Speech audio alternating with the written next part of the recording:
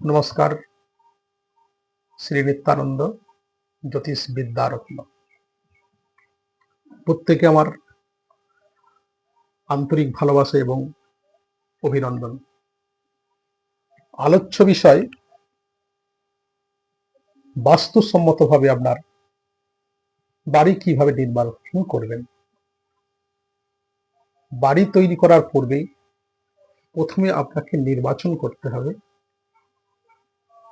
একটি আদর্শ জমি। আদর্শ জমি বলতে যে সমস্ত ব্যাপারগুলো থেকে আমরা এড়িয়ে চলবো সেটা দিকে আমাদের অবশ্যই লক্ষ্য রাখতে হবে। যে জমিতে দাহ কার্য হতো পূর্বে, কিংবা কবরস্থান ছিল, নাগের বাস, কিংবা কোনো অপমৃত্যু বা আত্মহত্যা বা খুন এইগুলো যে জমিতে করা হয়েছে, কিংবা দলবদ্ধভাবে কোনো নারী নির্যাতিত হয়েছে, কিংবা বজ্রপাত এবং ভূমিকম্পর দ্বারা ক্ষতিগ্রস্ত, সেই জমিগুলো থেকে আমাদের এড়িয়ে আসতে হবে।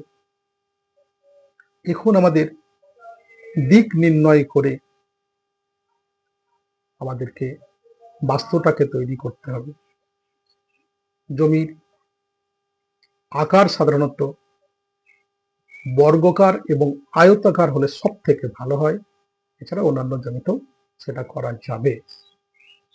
তবে জমির প্রকৃতি বা জমির ঢাল রাখতে হবে, যেটা হচ্ছে উত্তর দিক অথবা পূর্ব দিক। এছাড়া ঈশান কোণের দিকেও আপনি জমির ঢাল রাখতে পারেন। আপনি বাড়িটি হবে মেন রাস্তা থেকে অন্তত 2 ফুট উঁচুতে আপনাকে বাড়িটি তৈরি করতেই হবে। এছাড়া বাস্তুসম্মতভাবে সেটা সঠিকভাবে নির্বাচন করা যাবে না। বাস্তু পুজো আপনি উত্তর পূর্ব কোণ অর্থাৎ ঈশান কোণের দিকে করবেন। দিন হিসাবে রবিবার ছাড়া সমস্ত দিনই বাড়ির খনন কার্য করা যায়। অবশ্যই সেটা শুক্ল তিথির পক্ষে আদর্শ।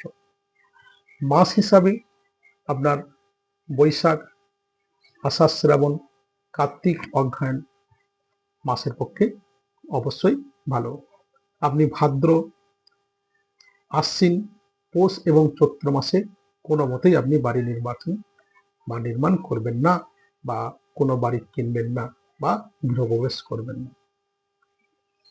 এই মাসগুলোর পক্ষে জ্যোতিষসম্মত বা বাস্তুসম্মতভাবে সঠিক নয়।